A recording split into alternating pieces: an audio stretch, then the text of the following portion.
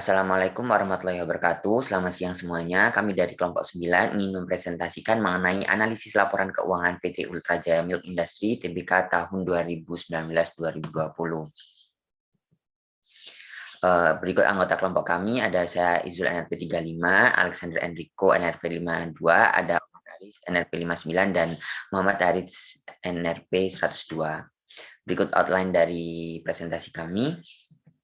Yang pertama, pendahuluan. Berikut merupakan logo perusahaan, di mana logo ini memuat inisial U dan J yang merupakan singkatan dari nama perusahaan tersebut, yaitu Ultra Jaya. Warna merah dan biru digunakan karena memberikan makna kepercayaan, konservatif, dan kebersihan.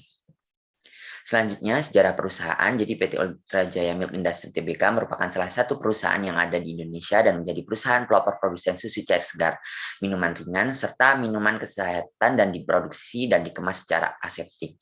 Perusahaan ini merupakan perusahaan yang berawal dari sebuah industri rumah tangga pada tahun 1958, berlokasi di Bandung, Jawa Barat, dan perusahaan ini dirintis oleh Ahmad Prawijaya pada tahun 1971. Perusahaan ini berkembang menjadi perusahaan berbadan hukum berbentuk PT. Perusahaan ini terus berkembang menggunakan teknologi pengolahan canggih, yaitu ultra high temperature dan teknologi kemasan karton aseptik. Pada tahun 1978, perusahaan ini mengembangkan bisnisnya dengan produksi buah vita, dan pada tahun 1981 memproduksi teh kotak. Namun pada tahun 2008, buah vita diambil alih oleh PT Unilever Indonesia. Dan perusahaan ini melakukan penawaran umum perdana saham atau IPO pada tahun 1990. Untuk berikut merupakan struktur organisasi dari perusahaan. Untuk visi dan misi perusahaan, yang pertama, visi menjadi perusahaan industri makanan dan minuman yang terbaik dan terbesar di Indonesia. Nah, senantiasa mengutamakan kepuasan konsumen serta menjunjung tinggi kepercayaan para pemegang saham dan mitra kerja perusahaan. Untuk misinya, menjalankan usaha dengan dilandasi kepekaan yang tinggi untuk senantiasa berorientasi kepada pasar atau konsumen, dan kepekaan serta kepedulian untuk senantiasa memperhatikan lingkungan yang dilakukan secara optimal agar dapat memberikan nilai tambah sebagai wujud pertanggungjawaban kepada pemegang saham. Selanjutnya, nilai perusahaan. Perusahaan memiliki standar tata nilai yang berlaku sebagai aspirasi bagi seluruh kegiatan dan aktivitas yang dilakukan oleh seluruh organ perusahaan. Nilai-nilai seperti kepuasan pelanggan, kualitas produk, dan etika dalam berusaha membentuk satu pedoman dasar dan filosofi gotong royong di perusahaan. Untuk prinsip perusahaan, yang pertama, selalu memastikan hanya bahan-bahan dengan kualitas terbaik yang akan digunakan dalam proses produksi. Yang kedua, memproduksi secara maksimal dengan kapasitas produksi yang besar mengimbangi besarnya konsumen. Yang ketiga, memastikan teknologi yang dimiliki adalah teknologi terbaik yang selalu mendukung perusahaan untuk mengembangkan dan merencanakan kualitas seluruh produk. Dan yang keempat, terus memperluas jaringan distribusi perusahaan ke seluruh pelosok Indonesia untuk konsumen yang setia menikmati produk perusahaan. Untuk kasus akuntansi manajerial, yang pertama, perusahaan ini memiliki sekitar varian produk, salah satunya adalah produk susu ultra kemasan kotak. Produk tersebut merupakan produk unggulan dari PT Ultra Jaya Milk Industry dan salah satu produk penyumbang pendapatan terbesar bagi perusahaan tersebut. Walaupun produk tersebut merupakan produk unggulan, perlu adanya strategi untuk mempertahankan penjualan dan laba dari produk tersebut karena adanya persaingan produk dari perusahaan kompetitor. Sehingga hal yang perlu dilakukan adalah menggunakan metode cost volume profit analysis atau analisis CVP, yang merupakan sebuah metode analisis untuk memahami perubahan volume penjualan, harga, dan biaya yang akan mempengaruhi laba perusahaan. Pada analisis CVP terdapat beberapa hal yang perlu diperhatikan. Yang pertama, rasio contribution margin dan beban variabel. Yang kedua, break even point. Yang ketiga, perubahan laba bersih. Yang keempat, margin of safety. Dan yang kelima, degree of operating leverage. Untuk rumusan masalah dan tujuan dari penelitian, yang pertama, untuk mengetahui HPP dan dari produk susu Ultra Jaya kotak yang diproduksi oleh PT Ultra Jaya Milk Industry. Yang kedua, untuk mengetahui analisis CVP dan produk susu Ultra kotak yang diproduksi oleh PT Ultra Jaya Milk Industry. Dan yang ketiga, memutuskan sebuah keputusan taktis yang perlu dilakukan oleh PT Ultra Jaya Milk Industry dalam kasus akuntansi tersebut.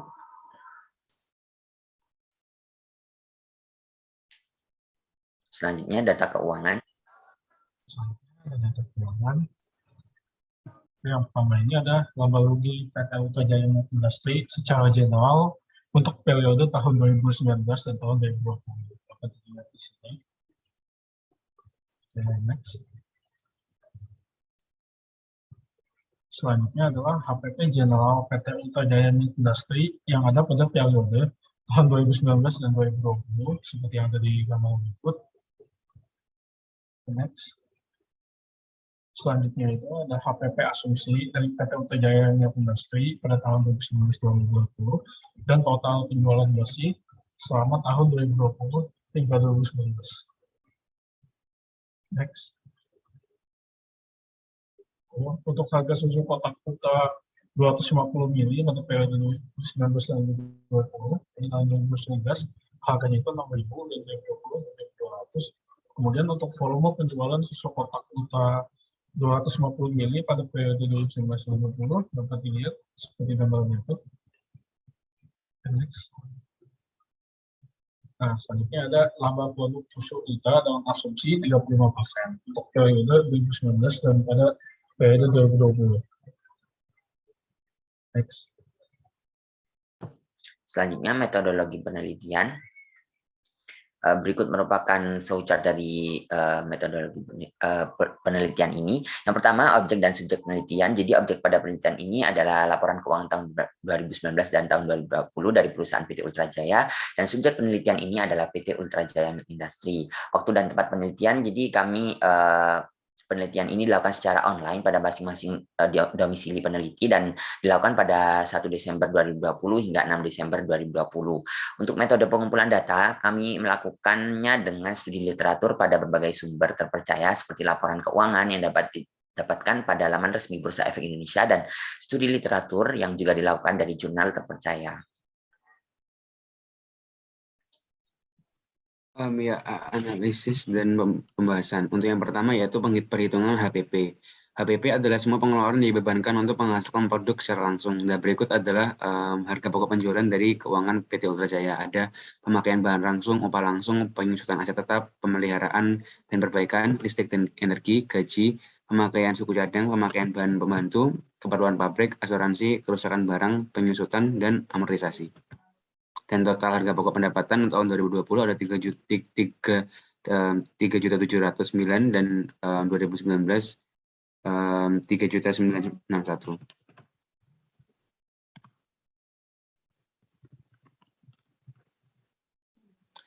Terus yang kedua adalah perhitungan harga pokok penjualan per produk. Nah, kami di sini menggunakan asumsi bahwa misalnya penjualan produk dari susu Ultra atau produk unggulan dari susu Ultra Jaya itu adalah 35% dari keseluruhan penjualan produk minuman, yang yaitu berjumlah di 98%. Di mana pada akhir kami temukan perhitungan bahwa asumsi penjualan dari produk susu Ultra ada 32,5% dari penjualan secara keseluruhan. Dan di sini bisa dilihat bahwa total harga pokok penjualan dari produk susu Ultra adalah 1,168 T dan untuk tahun 2019 adalah 1,247 T. Next.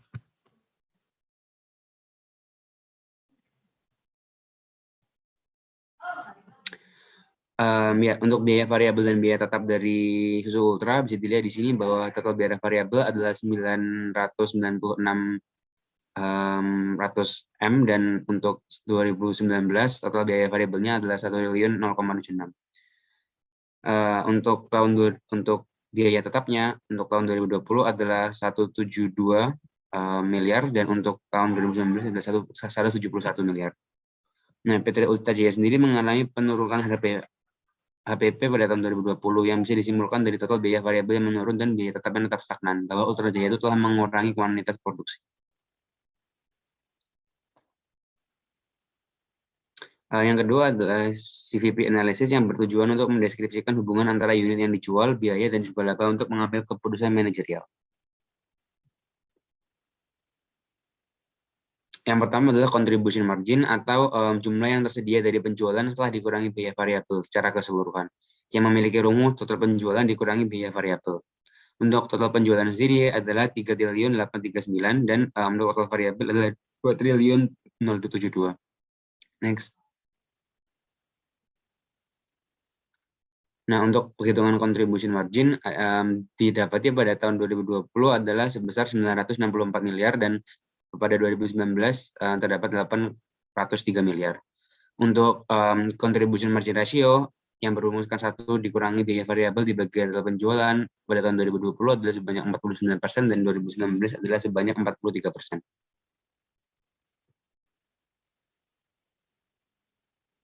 Selanjutnya adalah break-even point analysis atau perhitungan titik imbas, di mana penjualan dari sebuah produk harus imbang, tidak mengalami rugi atau berkeuntungan. Rumus dari BIP sendiri adalah total biaya tetap dibagi harga jual per unit dibagi biaya per variabel unit. Bisa dilihat di sini total biaya tetap adalah 172 juta miliar untuk 2020 dan 171 miliar untuk 2019. Sedangkan harga produk yaitu 6.000 dan 6.200. Sedangkan dan di sini bisa didapati bahwa BEP unit 2019 adalah 66 miliar dan 66 juta unit, dan untuk 2020 adalah 54 juta unit. Dan total BEP tahun 2019 dan 2020 ada 121 juta unit. Next. Ya, berikutnya adalah total BEP yang dihitung dari rupiah yang memiliki rumus total biaya tetap dibagi 1 dikurangi biaya variabel dibagi penjualan. Nah, total di sini kan bisa dilihat total biaya tetap dan total biaya variabelnya seperti tadi. Next.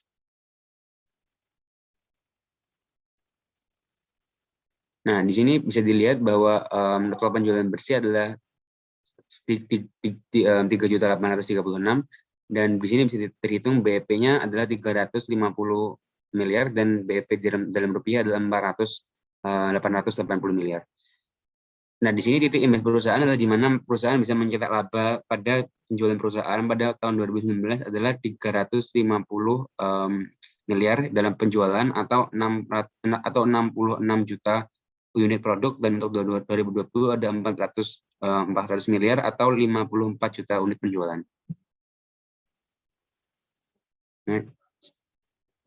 Nah, selanjutnya adalah margin of safety yang berarti selisih antara total penjualan dan BEP.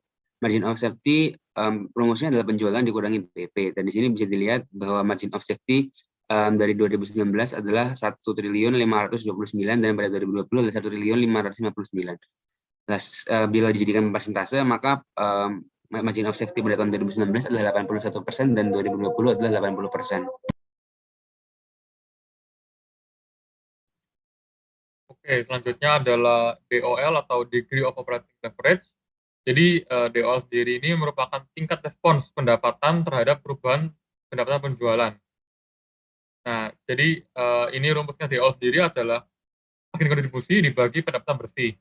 Nah, untuk mencari pendapatan bersih itu kita bisa menggunakan rumus yaitu margin kontribusi dikurangi beban tetap. Nah, jadi untuk menghitung DOL sendiri tahun 2016 adalah DOL sama dengan 2.549.000 dibagi 2549 dikurangi 543.785. Nah, sehingga didapatkan DOL tahun 2016 adalah 1,201 dan DOL tahun 2020 adalah 1,211. Jika dibandingkan, bisa kita lihat bahwa DOL-nya sendiri perusahaan itu sudah cukup baik karena di atas nilai 1, namun pada tahun 2020 ini agak menurun. Jadi bisa kita simpulkan bahwa bisa jadi itu performanya menurun karena tadi sudah kita bahas yaitu menurunnya jumlah produksi dan juga penjualan. Next. Selanjutnya ada analisis target laba. Jadi ini merupakan analisis yang bertujuan untuk menentukan target penjualan yang harus dipenuhi oleh suatu perusahaan untuk mencapai target laba tertentu. Jadi rumusnya adalah biaya tetap ditambah target laba dibagi CMR atau Contribution Margin Ratio. Jadi tahun 2019 sendiri mendapatkan target penjualan sebesar 1.454 miliar dan tahun 2020 sebesar 1.451 miliar. Nah, selanjutnya kita bandingkan dengan yang sesungguhnya ya. Jadi setelah kita bandingkan ternyata tahun 2019 itu yang sesungguhnya penjualannya sebesar 1.879 miliar dan targetnya 1.644 miliar. Sedangkan tahun 2020 sesungguhnya itu 1.960 miliar dan target penjualannya 1.451 miliar. Dari sini bisa kita lihat bahwa perusahaan sendiri sudah bisa melampaui dari target laba yang ditentukan. Jadi bisa dibilang bahwa perusahaan sudah sangat-sangat baik performanya. Oh ya, ini sendiri kita menggunakan asumsi target laba yaitu 30%. Next. Selanjutnya adalah analisis sensitivitas. Jadi tujuannya kita melakukan ini adalah melihat perubahan output dari model yang didapatkan serta mengetahui variabel mana yang lebih berpengaruh untuk mencapai output akurat dari model yang dikembangkan. Jadi pada penelitian sensitivitas ini menggunakan 2 alternatif yang digunakan untuk meningkatkan profit dari perusahaan. Yang pertama ada harga jual menurun sebesar 15%, volume penjualan meningkat sebesar 40%, biaya variabel naik sebesar 15%, dan biaya tetap naik 20%. Nah, untuk yang kedua, itu kita menggunakan harga jual naik sebesar 20%, volume penjualan menurun 10%, dan biaya tetap naik 35%. Dengan begitu kita dapatkan tabel ini, yaitu kita bisa lihat perbedaannya dari yang saat ini dilakukan, dan kemudian ada alternatif pertama dan alternatif kedua. Bisa kita lihat bahwa di sini itu yang paling menguntungkan adalah alternatif pertama pada tahun 2019 karena perusahaan bisa mendapatkan laba rugi sebesar 2.518 juta, sedangkan yang yang saat ini itu hanya 2 triliun saja. Next. Nah, pada tahun 2020 juga sama. Terlihat bahwa yang paling menguntungkan adalah yang alternatif pertama dibandingkan dengan yang alternatif kedua atau yang saat ini dilakukan. Next. Oke, selanjutnya kita akan melakukan ringkasan tabel perhitungan. Jadi ini adalah ringkasannya, bisa dilihat pada tabel berikut. Next. Baik, selanjutnya kita akan langsung ke kesimpulan dan rekomendasi. Untuk kesimpulan sendiri, kita bisa lihat bahwa perusahaan berada pada kondisi yang sangat baik. Hal ini terlihat dari keberhasilan perusahaan dalam mencapai BEP, tercapainya margin yang maksimal, itu dibuktikan dari hasil analisis margin of safety yang menunjukkan bahwa perusahaan memperoleh laba yang besar karena memiliki nilai MOS yang tinggi dalam 2 tahun terakhir. Selanjutnya juga perusahaan dapat mencapai target penjualan yang telah dicapai di analisis target penjualan. Jadi perusahaan sudah sangat baik dalam kinerjanya. Next. Nah, berikut untuk rekomendasinya. Jadi kami memberikan 2 rekomendasi. Yang pertama itu perusahaan tentunya ya pasti harus mempertahankan kinerja yang telah dilakukan sehingga dapat terus mencapai BEP yang telah ditentukan. Ini dengan cara mungkin bisa tetap memaintain jumlah produksi dan juga mungkin bisa meningkatkan promosi ya supaya bisa lebih tinggi nanti penjualannya. Dan yang kedua mungkin untuk analisis target laba itu bisa meningkatkan sebesar 35%. Karena tadi kan kita menggunakan asumsi 30% itu sudah sangat tercapai. Jadi mungkin di kemudian hari bisa menggunakan 35% agar bisa meningkatkan target sehingga perusahaan dapat lebih termotivasi untuk lebih maju dan meningkatkan penjualan. Baik, sekian dari kelompok kami. Terima kasih.